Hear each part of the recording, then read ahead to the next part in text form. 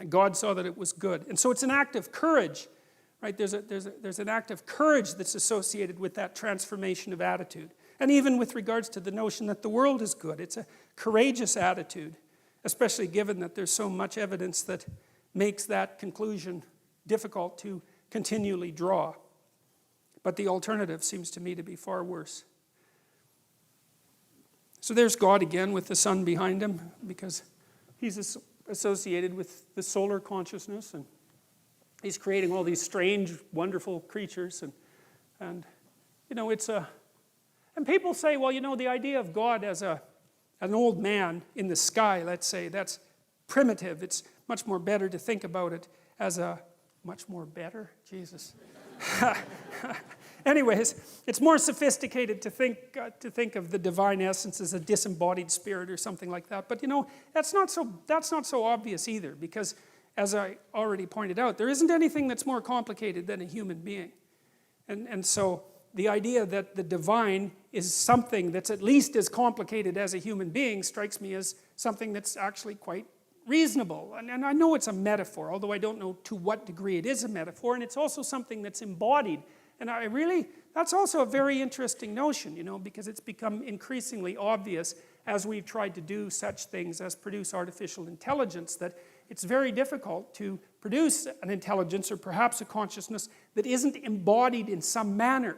It can't be just a spirit without form. And I think that's part of the reason too why Christianity puts so much emphasis at the end of time on the resurrection of the body, because there's a drive in there to ennoble the idea of the body, not just the spirit, the consciousness that floats abstractly above the body, but to say that, no, you can't do that. You can't just shed that part of you that's heavy and material, so to speak, and leave it behind as if it's of no value. You have to ennoble that as well. And that idea is also linked to the representation of God as a human being, and as a wise human being, and as something that's embodied. And so, at least from the metaphorical perspective, I don't think it's reasonable just to brush your hands across it and say, well, that's primitive. Because I don't think it is. I don't think it's primitive at all. And then God said, let us make man in our image, after our likeness. And it's our, because, well, this is part of the priestly story. There's, as I said, a number of sources for the Old Testament. And in the priestly version, if I remember correctly, it's Elohim.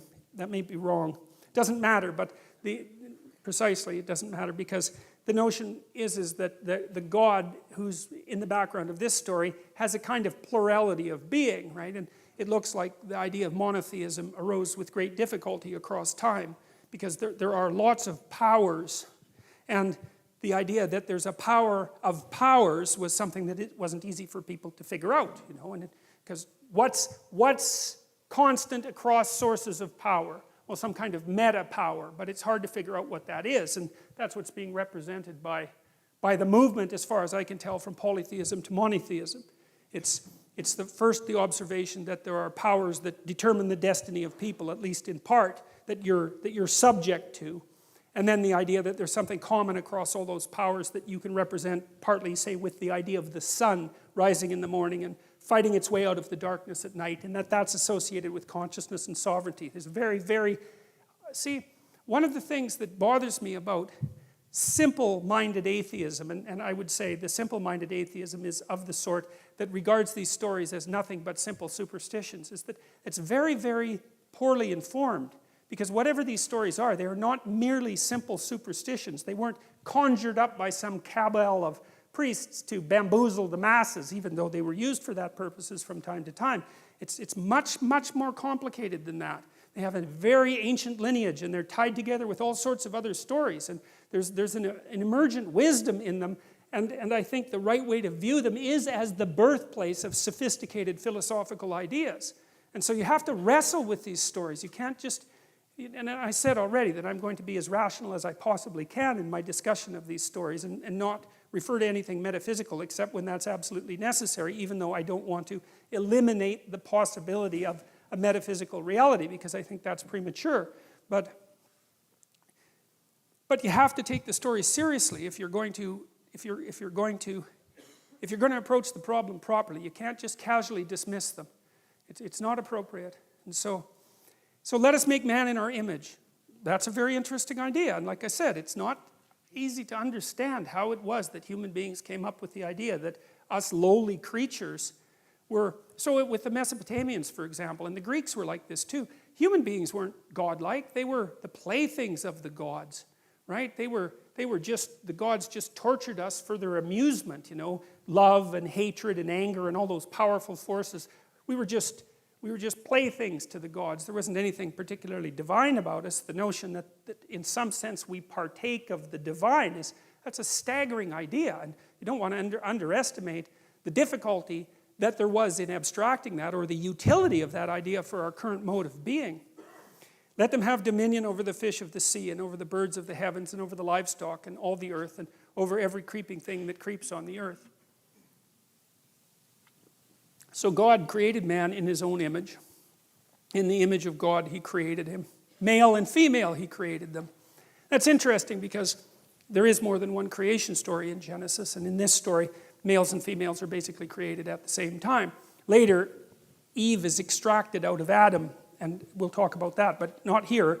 It's the two sexes are generated simultaneously, and they both carry within them the divine stamp, which is very egalitarian and very appropriate, and I think unbelievably advanced. That's what it looks like to me. And God blessed them. Well, that's a good thing. And God said to them, "Be fruitful and multiply and fill the earth and subdue it and have dominion over the fish of the sea and over the birds of the heavens and over every living thing that moves on the earth."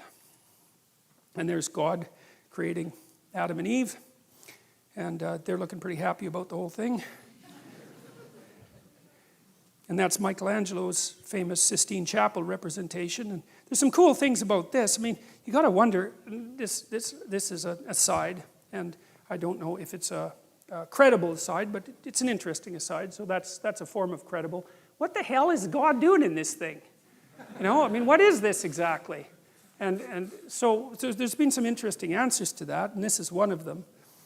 So there was a group of scientists about 20 years ago that were remarked on the precise analogy between this structure and the brain bisected down the middle. And of course, Michelangelo was one of the first people who did detailed dissections, and so they felt that Michelangelo had put God inside the brain for some reason. And that seems to me to be associated with the notion that there's an analogy or a metaphorical identity between the notion of whatever God is and the structures that give rise to consciousness. And I think we really underestimate the degree to which consciousness is both, say, miraculous and not understood. I mean, you know, you have what appears to be an entirely material substrate, yet here you are, aware and self-aware and able to generate the world merely in some sense by looking at it. It really is remarkable, and that consciousness is dependent on something that wells up from deep within that material substrate that we don't understand at all. It's really a crazily remarkable thing, you know. And you hear a lot about scientific reductionism, but I'll tell you something that's kind of interesting, and it's a tangent too. You know, the guy that discovered DNA, I think it was Watson. And it's Watson and Crick, but I don't remember who wrote this book, but one of them, I don't remember which one, he believed that DNA was so complicated that it had to come from space. He didn't believe it could have possibly evolved on Earth. And so, like a lot of these people who are used as exemplars of scientific reductionism aren't like that at all when you actually read what they had to say, right? They were very aware of the limits of their own knowledge. And I mean, DNA is something really quite spectacularly remarkable. It's an eternal substance. It's been around for a very long time, and the idea that we understand it is a very stupid idea. And I would say that the same thing applies to the brain. Like we're scratching away at the surface of something we don't understand at all. And so it's quite interesting, I think, that, and maybe Michelangelo had enough gall to do that. It's certainly possible. I mean, he had enough gall to do dissections when the cost of that was death. You know, he had to rob corpses essentially to go and do it. So he wasn't, I would say, not particularly politically correct. So that's kind of interesting. And there's another representation of the same thing. And that's a funny one. I had to throw that in. I don't know how many of you know this, but there's this joke in the atheist community. I think it might have been started by Richard Dawkins, but that might be wrong, that it was just as reasonable to believe in the flying spaghetti monster as it was to believe in God. And that's the flying spaghetti monster, by the way. And so that's, that's called touched by his noodly appendage. And anyways, it's not very sophisticated, but it is funny.